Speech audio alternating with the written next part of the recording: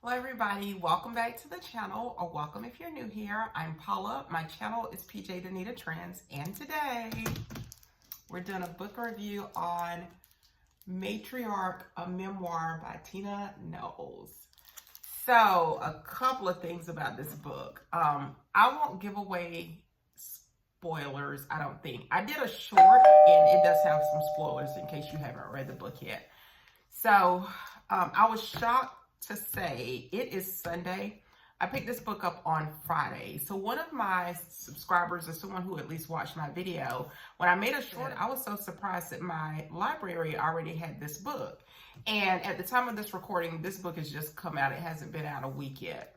So I reached out to my library just to check, because I live in a small town, and lo and behold, they had the book.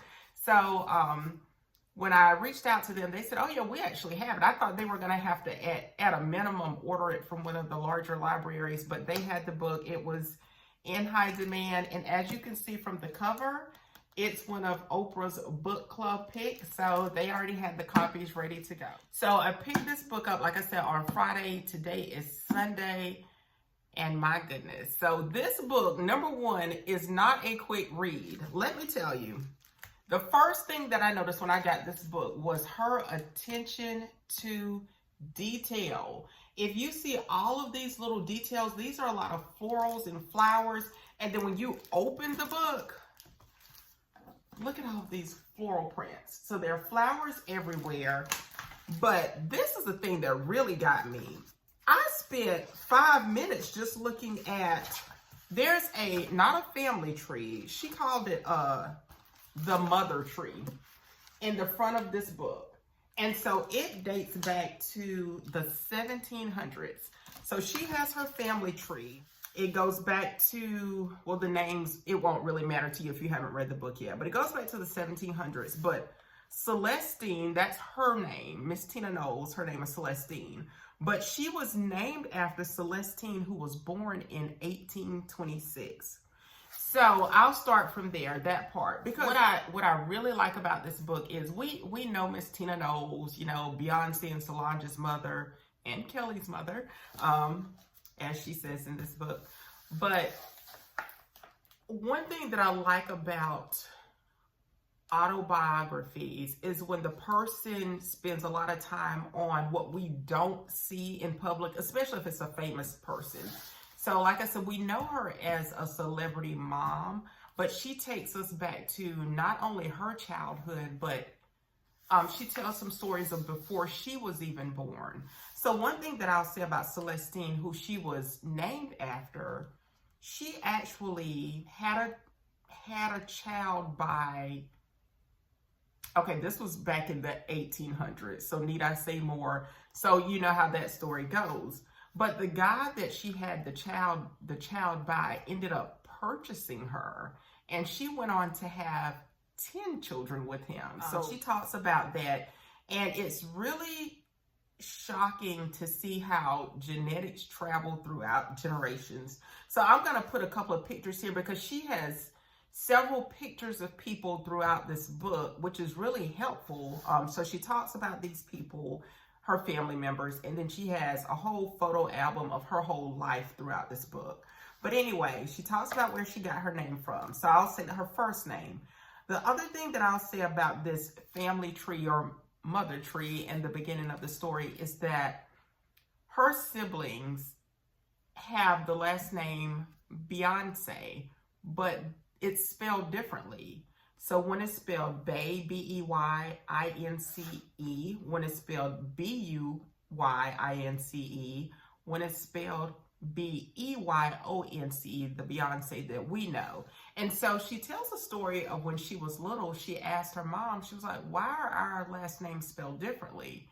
And her mom said, well, I tried to get it changed, but when she went to try to get it changed, they said, you ought to be happy just to have a birth certificate because, you know, people like you don't even get birth certificates. So there's a story there about why their last names are Beyoncé, but it's spelled several different ways. She goes on to talk about, of course, what she experienced. Of course, there was a lot of racism. So the book takes place, and I have my notes here, It starts out, she was raised in Galveston, Texas, which is a beach town. So she talks about her time growing up there, her time that she spent on the beach, the segregation that was going on. She shares some experiences that her brothers went through that shaped her. She also talked about, and I think a lot of people are familiar with this, but Johnny, I'll just say that, Johnny. So if you're familiar with Johnny, Johnny was who he was from the time he was a little boy. Like, they could tell that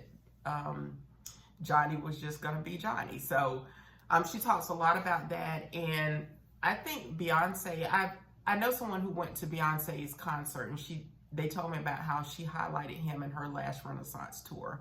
I think he used to help make her design her dresses and outfits. And so she talks a lot about that because that was someone that she was really close to. And she actually has a picture of him in the book.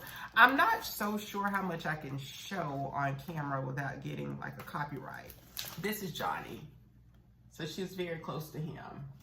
The other thing that I will show, I'll try to be quick not to get a copyright, is her mama and her daddy. So you can kind of get a glimpse of them. And then this is Celestine there. So, or Miss Tina Knowles. But anyway, she goes through her life as a child. She also talks a lot about her eventually getting her business going. So if you're somebody who this book is very inspirational. One other thing that I'll skip back to her childhood. So her mom was very protective of them because of the time that they grew up in. And so though she had some similarities to her mom, like her mom was very detail oriented, used to make their clothes. They were the best dressed kids, just had her kids looking so cute and well dressed always. So she, of course, has inherited those skill sets, but in the attention to detail. But she had the opposite mindset of, there are no limits to the things that you can do. And so obviously that shows up in her offspring. A couple of stories that I'll tell, she did address getting her hair salon established. I think she may even have a photo of that in here, I'm not sure. But for those of you who weren't around during the Destiny Child days like I was, we heard the stories, but of course she had a successful business, her own business that was successful. And she helped fund Destiny's Child, when nobody else would fund Destiny's Child. Her husband, Matthew Knowles, of course ex-husband, she goes into that story of how he used to work for, I think it was Xerox, how he worked for Xerox. And she was funding and taking care of the family, and eventually he quit his job, and that story went on with Destiny's Child to help promote them. But she was the breadwinner, and that was shocking to me because I had never heard that. I had always heard what he had done for Destiny's Child to get that group going. I never heard what she did, so that was interesting to hear. Also, she talked about Beyonce and Solange and of course Kelly as children. So I thought that was interesting. One of the stories that she tells is she was trying to get them to be more social because they just wanted to stay home and sing and not go out. And so she told them there was a party that was happening. And she told Beyonce and Kelly, she was like, y'all are going to the party. So she loaded them up in the car and she drove them to the party and dropped them off at the party.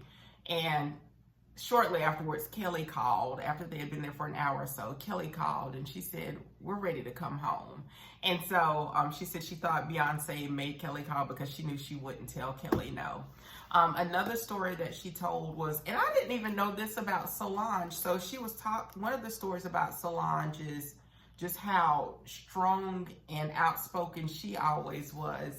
And Solange at one point left home.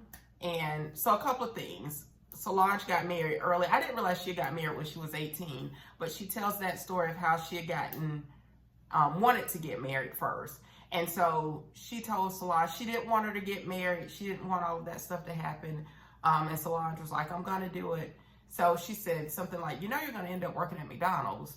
And so Solange got so upset with her, she left home, and Tina Knowles had bought her this expensive jewelry. So Solange pawned her jewelry, got rid of her stuff, and I guess she was determined to survive and make it on her own. Her father didn't want her to get married, and so, but they ended up coming together, and Tina told the story about how she pulled everything together and they had the wedding in the Bahamas. So a lot of behind the scenes things that at least I didn't know about them, she shared. But I will say the book is, if you want to learn about her as a person, let me see if there's something else that I want to say without giving any spoilers. I don't think so.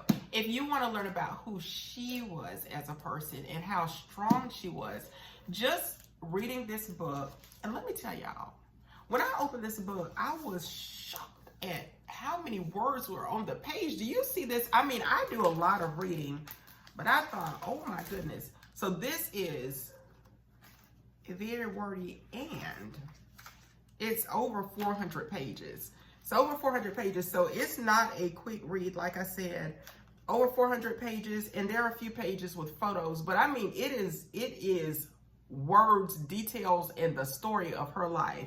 And so she's so detail oriented that when I read this book, I said, now I can see so much makes sense.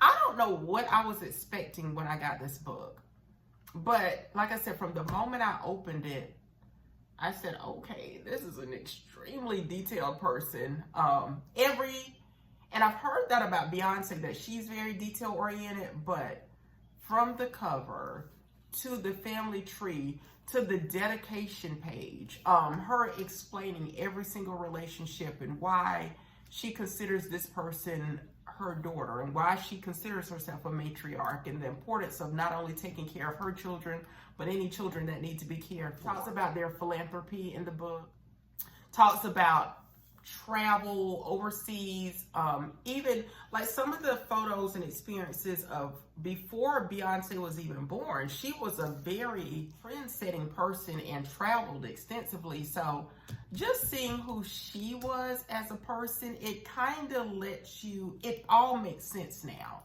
that the contributions from her family tree to the world now makes sense. So anyway, if you have not, I would pick up this book, Matriarch, a